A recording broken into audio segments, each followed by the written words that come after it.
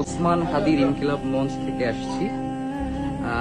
আসলে এখানে আমরা কোনো ত্রাণ দেওয়ার জন্য আসি না। ভালো আছো তুমি?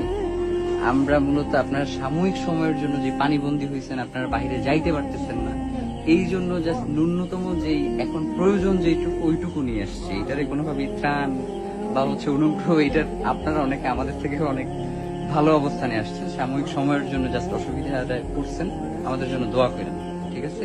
আসসালামু আলাইকুম রহমতুল্লাহ। কোন ক্লাসে পড়ো তুমি? 7-এ পড়ো? কোথায়? মাদ্রাসায়?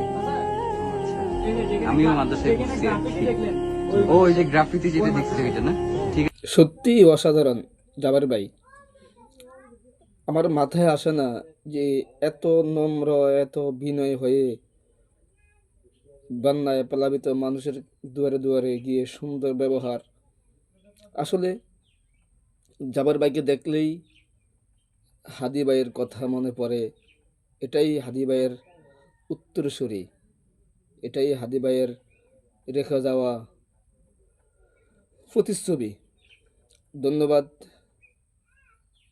জাবের ভাই, আপনাকে স্যালুট। বাংলাদেশের 20 কোটি মানুষ আপনাকে স্যালুট জানায়। ভালো থাকবেন এবং আপনার জন্য আমাদের মন থেকে দোয়া রইল। আসসালামু আলাইকুম রহমতুল্লাহি বারকাতুহু।